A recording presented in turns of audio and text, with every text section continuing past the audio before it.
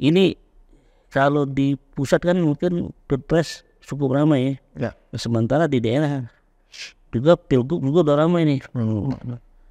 Kita tarik di Sumatera Selatan. Ini ada beberapa kandidat. Seperti apa gambarannya nanti ke depannya? Ya, yang pasti gini, kalau kita bicara kontestasi, yang paling diuntungkan itu incumbent. Ya, karena dia menguasai akses logistik, akses birokrasi, akses ke penyelenggara mereka kuasai. Artinya kalau kita bicara pakai angka, ya kisaran 30% itu sudah modal yang dimiliki oleh oleh incumbent. Kan gitu. Ini tidak bisa dinafikan lagi. Privilege yang dia dapat. Nah, tinggal kan kalau kita bicara peluang, tentu semua punya peluang. Kenapa? Karena kan ini masih panjang nih, kita tidak tahu nih apa yang akan terjadi ke depan, ya seperti apa peta pileg juga ini akan mempengaruhi pilkada, kan gitu. Nah, jadi menurut saya semua punya peluang, tapi tergantung seperti apa gerakan-gerakan yang dibangun gitu loh. Ini kan mulai bermunculan banyak kandidat di pilgub ini. Apakah ini sebagai tanda bahwa memang kekuatan petahana ini masih bisa digoyang atau memang menandakan ketidakpuasan? Ya bisa dua-duanya. Iya bisa nggak puas. Karena kan untuk masyarakat cerdas dia pasti berpikir, nih gubernur kemarin pasti dia komparasi dengan gubernur hari ini. Apa yang dilakukan kemarin dengan hari ini, yang mana yang lebih nikmat kan gitu. Ini akan jadi bahan pertimbangan sebelum memutuskan kan gitu. Nah kemudian tadi ya kita juga akan realistis bahwa yang namanya demokrasi itu kan pasti ada kompetisi kan gitu. Nah dalam konteks ini maka tidak heran muncul calon-calon kan itu. Yang namanya berkompetisi itu kan halal. Iya. Nah tinggal seperti apa kompetisi ini berjalan kan itu pertanyaannya. Gitu. Hasil komparasi tinjauan dari Pak Adi periode yang sekarang dengan yang kemarin mana lebih baik?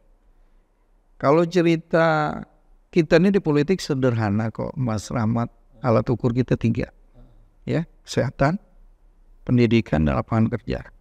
Kalau kita bicara kesehatan dan pendidikan, saya beberapa kali statement bahwa raport merah untuk gubernur hari ini gitu loh ya, karena di awal juga tagline-nya luar biasa, jejak digitalnya masih bisa ditelisik sampai hari ini bahwa dia pernah mengatakan kalau saya jadi gubernur, sekolah dan berobat gratis cukup modal KTP.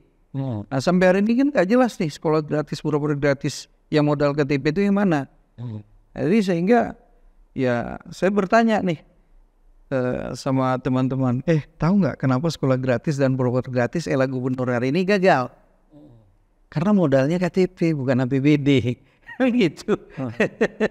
Kalau modalnya APBD selesai orang ini gitu.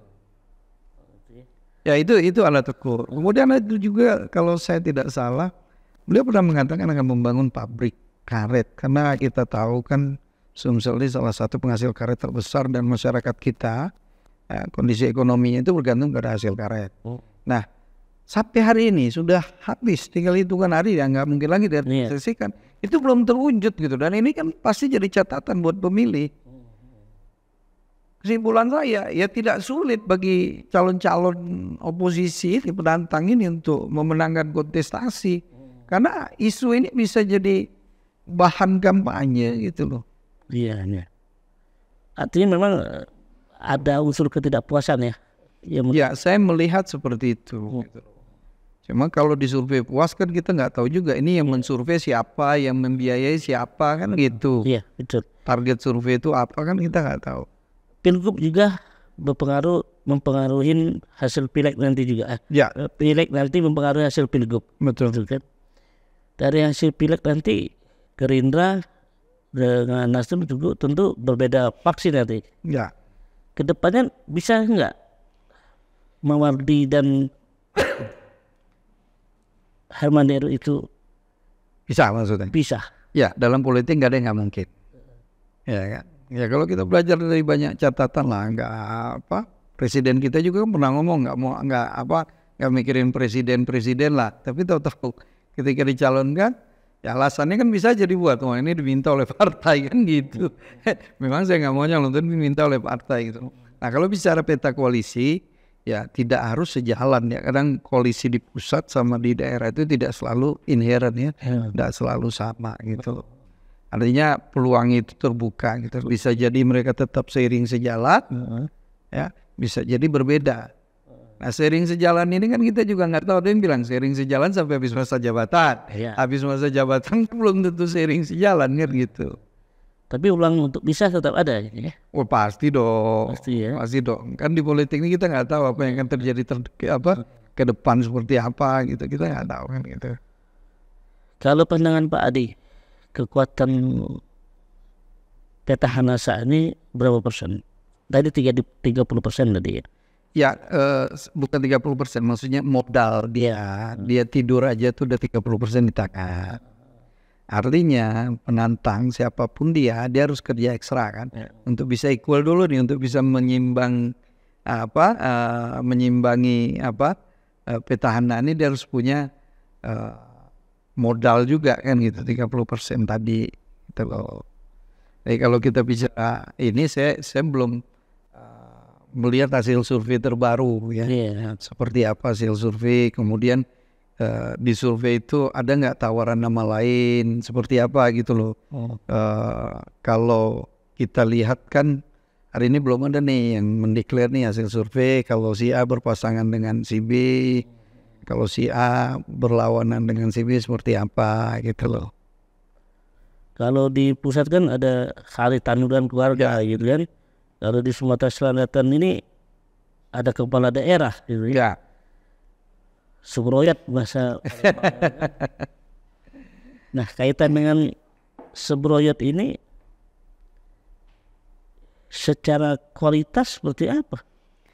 Ya kalau pertama saya mau bilang ini kan kalau ada istilah orang kita Palembang ini kan bersejar nih. Artinya berebut lah untuk memanfaatkan dua uang ini. Nah kalau kita bicara kualitas seperti apa, ya menurut saya tidak ada kualitasnya gitu. Karena kan alat ukur saya sederhana aja gitu. Ketika misalnya kita bicara anggota DPR ini kan disebut juga anggota parlemen nih. Parlemen ini kan asal katanya parley, artinya ngomong. Dinegasikan oleh Daniel Dakide ya, bahwa gawe anggota DPR ini ngomong. Nah, nama yang disebutkan ini saya belum pernah lihat nih ngomong di luar publik soal isu-isu publik. Artinya apa? Bagaimana kita mau menilai bahwa dia ini berkualitas atau layak? Yang ada kan lucu nih di kita nih, ya dia jadi wakil rakyat mewakili partai A, ya kemudian mencalonkan diri untuk tingkatan yang lebih ya kalau saya tidak salah di DPR RI dari partai lain. Artinya apa? Dia hak konstitusinya harusnya hilang, tapi dia masih menjadi anggota DPR ini kan sedih kita nih, ya. Masyarakat kita ini kan sangat patron klaim, mudah sekali mencontoh. Nah sementara wakil rakyat ini tidak memberikan contoh yang baik. Apa kita bisa bilang dengan caranya seperti ini dia berkualitas? Kan enggak. Kemudian anak-anaknya gubernur tadi, siapa sih? Coba. Mungkin diundang sini gitu kita bisa bedah kepalanya seperti apa isinya kan. Ini kan bisa kita lakukan untuk melihat apakah dia berkualitas atau tidak sehingga publik tahu oh ini loh hidangan yang disuguhkan. Kan bisa jadi packagingnya bagus tapi isinya kurang garam, kurang pedas, kurang bumbu kan gitu. Dan kalau bicara politik ini kan ya di samping kapasitas dia harus juga punya kemampuan komunikasi untuk sampaikan apa yang ada di kepalanya kan gitu. Bukan cuma isi tas yang bicara.